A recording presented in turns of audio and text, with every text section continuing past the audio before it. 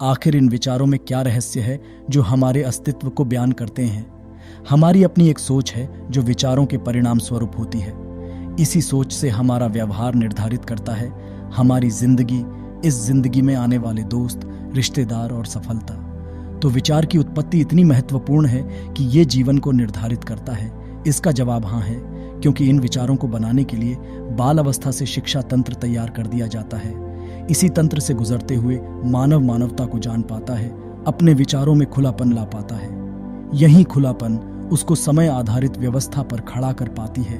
वरना अगर इस तंत्र को यूं ही छोड़ दें और इस तंत्र का विकास करना रोक दें तो शिक्षा विकासवादी दृष्टि से भटक जाएगी और मानव किसी अन्य संकीर्ण पाषाण युग में भटक जाएगा। इसलिए ये तंत्र विचारों को पैदा करना व उन विचारों में से सही गलत का फैसला करना सिखाता है। विचारों की शुरुआत बाल अवस्था से ही शुरू हो जाती है, परंतु धीरे धीरे जानकारियों के आधार पर ये और समय के साथ विकसित होती जाती है। इस विकसित होती समझ में जानकारियां सिर्फ माध्यम है, परंतु ज्ञान विचारों से ही प्राप्त होता है।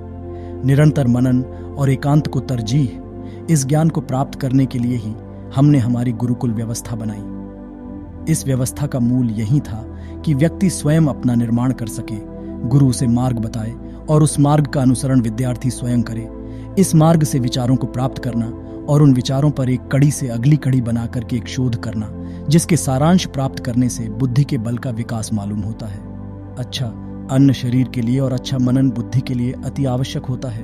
अपने दिन भर के व्यस्त दिनचर्या में से कुछ देर अपने लिए एकांत का समय निकालकर इस व्यायाम को करना, कई अनेक विचारों के साथ खुद को समर्पित करना, निश्चित ही एक ऐसे व्यक्ति का निर्माण करेगा जो अपने जीवन को सफल बनाने में अग्रसर होगा। जानकारियां हमें इस जीवन के संघर्ष में कई आयामों से प्राप्त होती रहती है। हम समाज में रहते रहते भी बहुत कुछ देखते सीखते हैं और उन जानकारियों का अनुसरण भी करते हैं। आज के इस भौतिक समाज में कई किस्म के उपकरण हैं जो विभिन्न जानकारियां हमें मुहैया कराते रहते हैं, और ऐसे कई तंत्र बने हैं जिनका काम आपको जानकारियों से परिचित करना है। साथ ही कई अच्छी किताबें, पत्रिका और अखबार भी हमारा इसमें साथ देते हैं। अब बात आती है इन जानकारियों को सुव्यवस्थित तरह से अपने स्वयं के विचारों में बदल देने की। तो उसके लिए हर सोच विचार के बाद सही गलत के निर्णय को निकाल के अपना विचार बनाने की, जो आपको आपकी सोच देगा, और यही सोच आपका व्यक्तित्व होगा, जिसका आधार आपका जीवन होगा।